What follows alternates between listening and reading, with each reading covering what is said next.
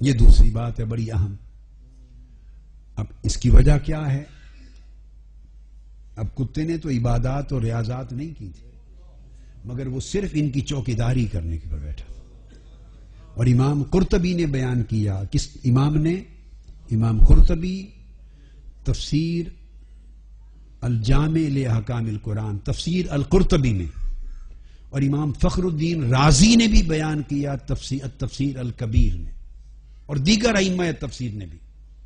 مگر دو ریفرنس یاد رکھ لیں، امام فخر الدین رازی کی تفسیر الکبیر اور امام قرطبی کی تفسیر القرطبی، کہ جب کتا ان کے پیچھے دوڑا، جب یہ غار کی طرف جا رہے تھے تو انہوں نے اس کو پتھر مارے اور کتے کو بھگانا چاہا. کتا ان کا اپنا نہیں تھا، ان کا اپنا راستے میں ان کے ساتھ ہو گیا تھا،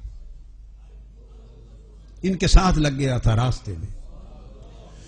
اب انہوں نے دیکھا کہ ہمارا تربیت یافتہ تو ہے نہیں، راستے میں ہمارے پیچھے لگ گیا ہے، کتے کا کام ہے بھونکنا، ہم چھپ کر غاصب ظالم کافر بادشاہ کے جبر و تشدد سے چھپ کر اندر لیٹیں گے، پناہ لے رہے ہیں.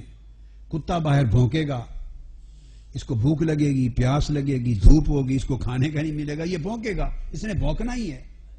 تو اس کے بھونکنے سے ہمارے دشمنوں کو خبر ہو جائے گی ہماری. اب یہ واقعہ کسی کتاب کا نہیں ہے، یہ قرآن مجید کا واقعہ، یہ سیف الملوک کا نہیں ہے، آپ سمجھ گئے نا، قرآن مجید کا واقعہ. تو انہوں نے ان کو مارنا چاہا، بگانا چاہا. کتے نے عرض کیا، امام فخر الدین رازی اور امام قرطبی اور دیگر ائمہ تفسیر نے تصریحاً اسے بیان کیا کہ جب انہوں نے پتھر مارے تو کتے نے عرض کیا باری تعالیٰ زبان حال سے کہ مجھے زبان عطا کر دے، میں ان کو جواب دوں.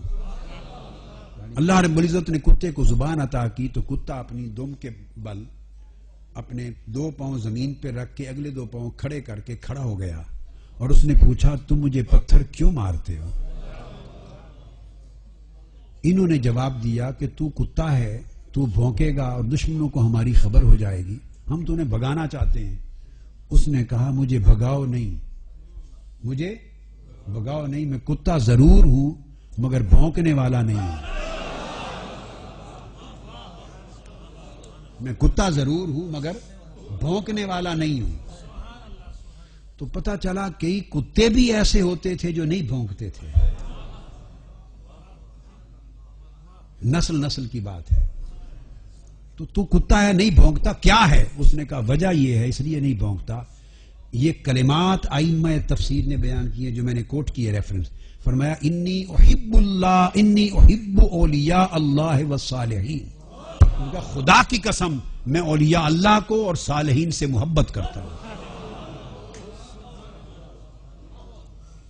یہ کتے کے الفاظ ہیں کہ میں اولیاء اللہ اور صالحین سے محبت کرتا ہوں.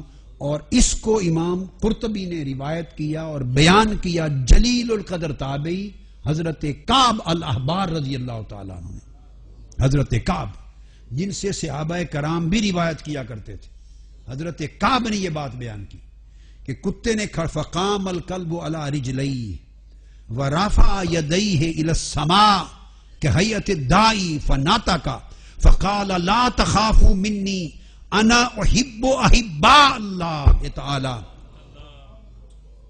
وہ کھڑا ہو گیا اور اس نے کہا مجھ سے ڈرو نہیں، دوڑاؤ نہیں، میں اللہ کے محبوبوں اور ولیوں سے محبت کرتا ہوں، اس لیے بھونکوں کا نہیں.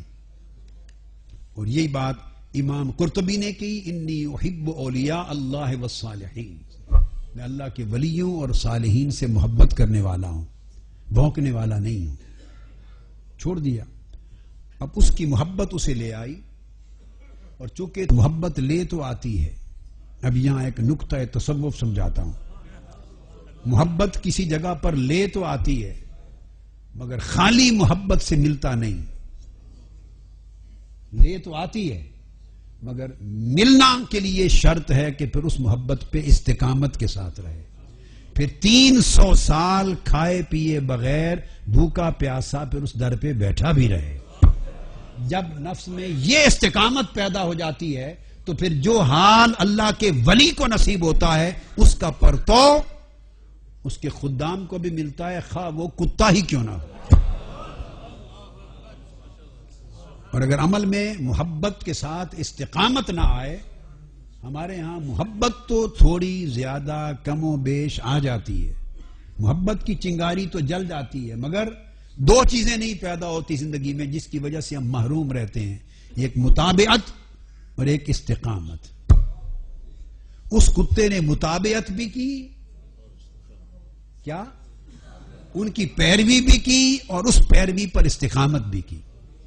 تو کتے میں تین چیزیں جمع ہو گئی، محبت، متابعت اور استقامت۔ بولیے بولیے، محبت، متابعت، استقامت۔ محبت کسی کو چاہنا، متابعت اس کسی کی پیروی کرنا، اس کے پیچھے پیچھے نقش قدم پر چلنا، اور استقامت پھر کچھ ملے یا نہ ملے جم کے بیٹھے رہنا۔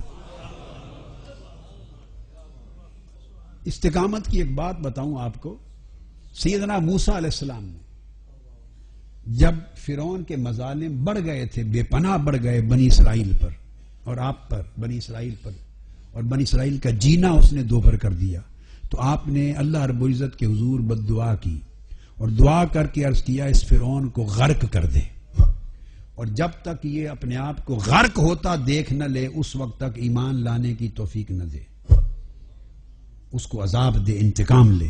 موسیٰ علیہ السلام نے دعا کی، اللہ رب العزت نے وحی بھیجی کہ اے موسیٰ آپ کی دعا قبول کر گئی۔ دعا کی کہ باری تعالیٰ اسے غرق کر دے، وحی آئی کہ اے موسیٰ تمہاری دعا قبول ہو گئی۔ اب قبولیت دعا کی اطلاع بھی مل گئی، مگر اس قبولیت دعا کی وحی جس دن آئی اس دن سے لے کر غرق معلوم ہے کب ہوا؟ 40 سال کے بعد۔ اس کو استقامت کہتے ہیں۔ ہو اللہ کا نبی اور برگزیدہ رسول، اس کے غرق ہونے کی دعا کرے اور اللہ رب العزت قبول فرما لے اور وحی کے ذریعے اطلاع بھی کر دے کہ اس کے غرق ہونے کی دعا قبول ہو گئی، اگلا دن چڑھے تب بھی غرق نہ ہو، اگلا ہفتہ آ جائے تب بھی غرق نہ ہو، اگلا مہینہ چڑھ جائے تب بھی غرق نہ ہو، اگلا سال آ جائے تب بھی غرق نہ ہو، 5 سال گزر جائیں تب بھی غرق نہ ہو، 10 سال گزر جائیں، 20 سال گزر جائیں، 30 سال گزر جائیں، 40 سال گزر جائیں، کوئی حد ہوتی ہے نا انتظار کی اور صبر کی۔ 40 سال گزر گئے، مگر استقامت صبر میں کسے کہتے ہیں؟ مقام استقامت، کہ 40 سال میں نہ ماتھے پر شکن آئی، نہ دل میں ملال آیا، نہ صبر متذبذب ہوا، اور خیال تک نہ آیا کہ باری تعالیٰ تو نے فرمایا تھا اس کے غرق ہونے کی دعا قبول ہو گئی، کب غرق ہوگا؟ جب زبان پر کب آنا بھی چھوٹ جائے اور 40 سال بھی گزر جائیں تو انتظار کی شدت نہ ہو۔ اللہ رب العزت اس امتحان میں کامیابی کے بعد پھر عنایتیں کرتا ہے۔ ہم دعا کرواتے ہیں اور اگلے دن سے گنتی شروع کر دیتے ہیں، دعا کروائی تو حضور وہ تو ہوا ہی کچھ نہیں۔ جنگ میں جب میں ہوا کرتا تھا، میرا جو آبائی شہر ہے، میری بالکل نوعمری تھی، بچپن کا زمانہ تھا، مسجد کے مولوی صاحب نے وہ مجھے یاد ہے تقریر کر دی، اور تقریر میں انہوں نے کہا کہ جو آدمی 40 راتیں صبح غسل کر کے تہجد پڑھے، 40 راتیں غسل کر کے تہجد پڑھے بلا ناغا، تو اللہ رب العزت اس کے لیے ولایت کا راستہ کھول دیتا ہے۔ مولوی صاحب نے ایک بات کہہ دی، تو اولیاء فقراء کی ایک احوال کی باتیں ہوتی ہیں اور ان باتوں کے اطلاق کی اپنی شرائط ہوتی ہیں۔ ایک بات کہہ دی، ایک ہمارے لوگوں میں سے ایک صاحب تھے، صوفی حشمت علی ان کا نام تھا، انہوں نے اگلے ہی دن، سردیوں کے دن تھے، دسمبر تھا، اور بات میں اپنے بچپن کی سنا رہا ہوں، تو کم سے کم 40 سال، کوئی 42 سال پرانی بات ہے، تو سردیوں بھی دیکھیں کتنی شدت۔ اس نے اگلے دن صبح سے ٹھنڈے پانی سے، ہیٹر تو نہیں ہوتے تھے، ٹھنڈے پانی سے ہر روز غسل کر کے تہجد پڑھنی شروع کر دی۔ 40 دن یخ پانی ٹھنڈے سے تہجد پڑھتا رہا غریب، اور 40ویں دن مولوی صاحب نظر آ گیا، اس نے تو مولوی صاحب کا گریبان پکڑ لیا، اس نے کہا مولوی صاحب تسی لوگوں دی جان لینی، 40 دن ہو گئے مجھے ٹھنڈے پانی سے تہجد پڑھتے، تو ولایت تو کیا، مجھے تو ابھی اس کا کچھ بھی نہیں ملا، روشنی نہیں ملی، آپ غلط مسئلے کر کے لوگوں کی زندگی لینا چاہتے ہیں؟ تو آدمی، آپ سمجھے نا بات کو، ایک چیز کرے اور اگلے دن اس کے نتیجے کے انتظار میں بیٹھ جائے، اس کے نتیجے کے انتظار، یہ ہماری کیفیت ہے۔ تو ایسی صورت میں اللہ رب العزت کی عطا کے دروازے بند رہتے ہیں۔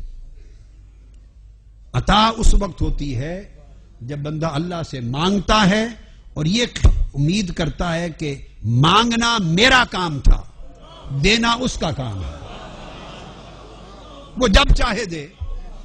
جب نفس میں یہ صبر اور استقلال آ جائے اور قلب اس اضطراب سے باہر نکل جائے اور اتنا استقامت آ جائے کہ میں نے، میرا کام تھا، میں بندہ ہوں، ابدیت نام ہے سوال کرنے کا، عاجزی کا، انکساری کا، دست سوال دراز کرنے کا، تذلل کا، میں بندہ تھا، میں نے مانگ لیا، اب میں نے اپنا کام کیا، بندے بندہ بن، خدا نہ بن، بندہ بن، خدا نہ بن۔ اللہ کو اپنی ڈکٹیشن نہ دے، اپنی خواہش اللہ کو ڈکٹیٹ نہ کرا کہ میں نے مانگا ہے سو مجھے کل عطا کر، اگلے ہفتے عطا کر، اسی سال عطا کر، نہیں، مانگنا تیرا حق تھا بندگی کا، وہ مالک ہے، جب چاہے دے، یہ اس کی شان ہے۔ جب بندہ مقرر کرتا ہے اتنے عرصے میں مل جائے تو گویا وہ اللہ کی ذات پر اپنا حکم چلانا چاہتا ہے، تو رشتہ بندگی ٹوٹ جاتا ہے۔